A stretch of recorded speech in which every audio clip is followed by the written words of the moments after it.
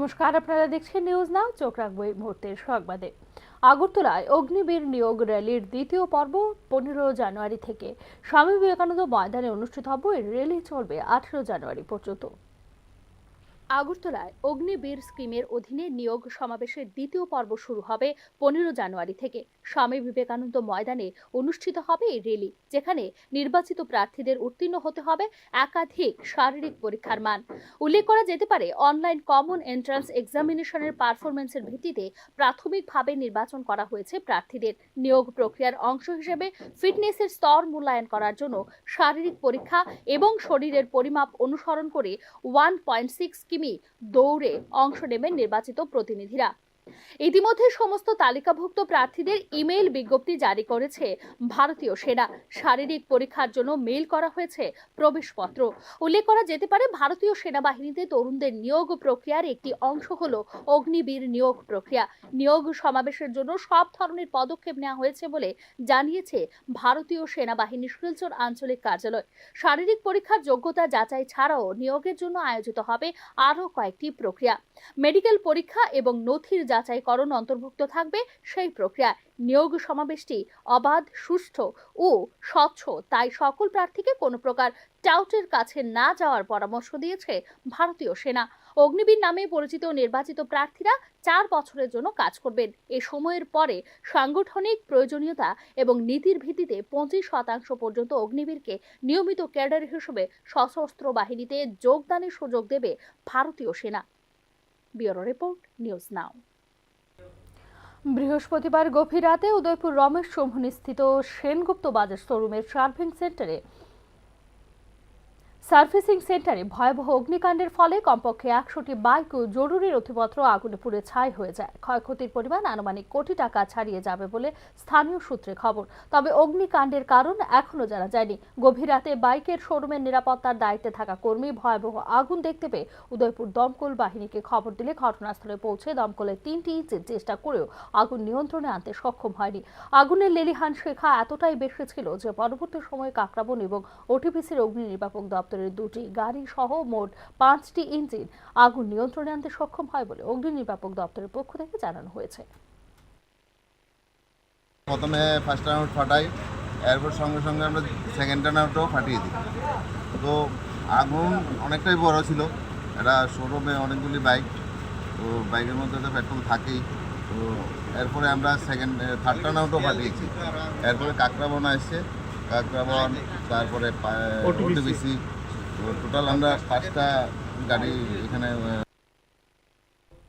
দুর্নীতি এবং অনিয়মের হাফ ডজন অভিযোগে ইতিমধ্যেই প্রশ্নের মুখে ত্রিপুরা কেন্দ্রীয় বিশ্ববিদ্যালয়। সেই ধারাবাহিকতাকে বজায় রেখে এবার উদ্ভট সিদ্ধান্ত নিল ত্রিপুরা বিশ্ববিদ্যালয়। স্নাতকোত্তরের শেষ সেমিস্টারের ফলাফল প্রকাশ না করে প্রভিশনাল এডমিশন নিচ্ছে ত্রিপুরা কেন্দ্রীয় বিশ্ববিদ্যালয়।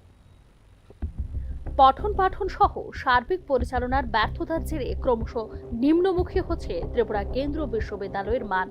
উপাচার্যের পুত্রকে ইন্টারভিউ নেয়ার কয়েক ঘন্টার মধ্যে নিযুক্তি দেওয়ার ঘটনায় তীব্র সমালোচনার মুখে পড়তে হয়েছে ত্রিপুরা কেন্দ্রীয় বিশ্ববিদ্যালয় কর্তৃপক্ষকে। শুধু এখানেই শেষ নয়, কিছুদিনের মধ্যে আরেকজন পদাধিকারীর মেয়েকে অ্যাসিস্ট্যান্ট রেজিস্ট্রার হিসেবে নিয়োগ করার পরিকল্পনা চলছে, জানিয়েছে বিশ্ববিদ্যালয়েরই একাংশ নিষ্ঠাবান কর্মীরা।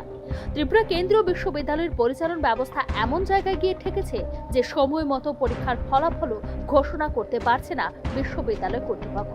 সম্প্রতি আইএসই কুঞ্জবনের এমএড পরীক্ষার্থীদের পরীক্ষার সময় এডমিট কার্ড পর্যন্ত দিতে পারেনি বিশ্ববিদ্যালয় কর্তৃপক্ষ। শেষ পর্যন্ত এডমিট কার্ড ছাড়াই পরীক্ষায় বসতে হয়েছে পরীক্ষার্থীদের। এমনিতে গোটা দেশের অন্য বিশ্ববিদ্যালয়গুলির বিপরীতে অনেকটা উল্টো নিয়মেই চলছে ত্রিপুরা কেন্দ্রীয় বিশ্ববিদ্যালয়। এবার কলেজ ছাত্রদের স্নাতক স্তরের শেষ সেমিস্টারের পরীক্ষার ফল বেরোনোর আগেই ছাত্রছাত্রীদের প্রফেশনাল এডমিশন নিয়ে নিচ্ছে বিশ্ববিদ্যালয়। ছাত্রছাত্রীদের কাছ থেকে স্নাতকে অকৃতকার্য হলে তাদের ভর্তি বাতিল হয়ে যাবে বলে মুচলেখা নিয়ে ছাত্রছাত্রীদের টাকা নিয়ে ভর্তি করিয়ে নিচ্ছে ত্রিপুরা কেন্দ্রীয় বিশ্ববিদ্যালয়। স্নাতক পর্যায়ের সর্বশেষ সেমিস্টারের পরীক্ষায় কিছু বিষয় অকৃতকার্য হওয়া ছেলে মেয়েদের নিয়ম মেনে পুনরায় পরীক্ষা নিয়েছে বিশ্ববিদ্যালয়। আগস্ট মাসে তাদের পরীক্ষা শেষ হলেও ডিসেম্বর মাস চলে যাওয়ার পরও তাদের রেজাল্ট এখনো প্রকাশ করতে পারেনি ত্রিপুরা কেন্দ্রীয় বিশ্ববিদ্যালয়। স্নাতক পরীক্ষার্থীদের খাতা দেখার কাজ এখনো শেষ করতে পারেনি বিশ্ববিদ্যালয় কর্তৃপক্ষ। স্নাতকের ফল প্রকাশের আগে স্নাতকোত্তর পরীক্ষায় বসার ক্ষেত্রে বিশ্ববিদ্যালয়ের দেওয়া শংসাপত্রগুলি আইনত বৈধ হবে কিনা তা নিয়ে উৎকণ্ঠায় রয়েছে সংশ্লিষ্ট অভিভাবকরা। সম্প্রতি স্নাতকোত্তর প্রথম সেমিস্টারের পরীক্ষা গ্রহণ করেছে বিশ্ববিদ্যালয়। প্রথম সেমিস্টারের পরীক্ষায় বসা ছাত্রছাত্রীদের জন্য এখনো পর্যন্ত ফলাফল প্রকাশ করতে পারেনি বিশ্ববিদ্যালয় কর্তৃপক্ষ।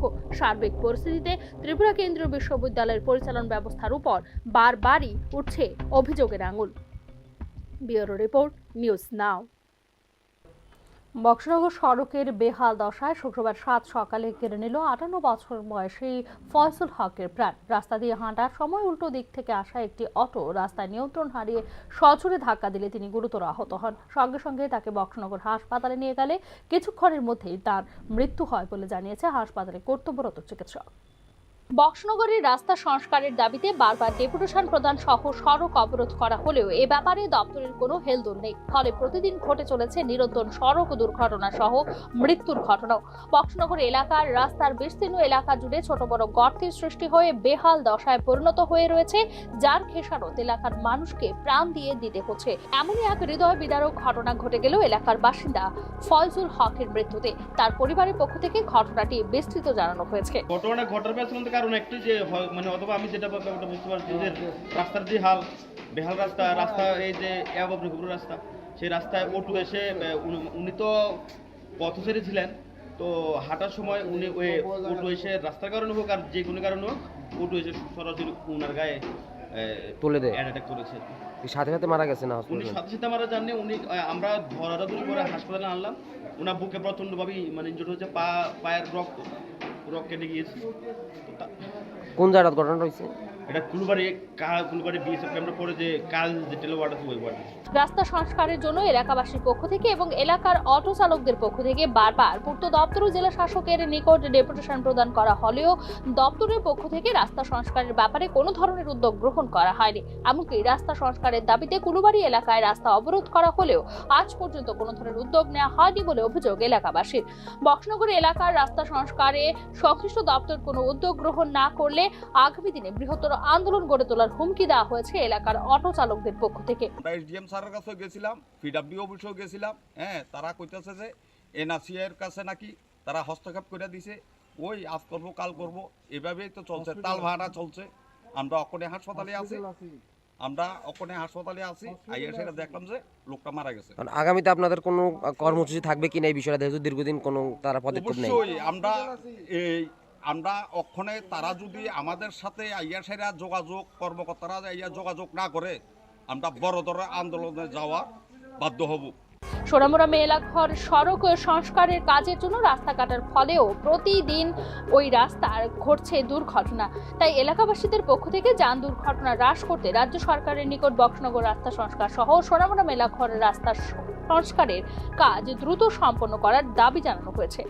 Bureau report, news now. এখনকার মতো সংবাদ এখানে শেষ করছি। অন্যান্য আপডেটস পেতে চোখ রাখুন নিউজ নাও এর পর্দায়।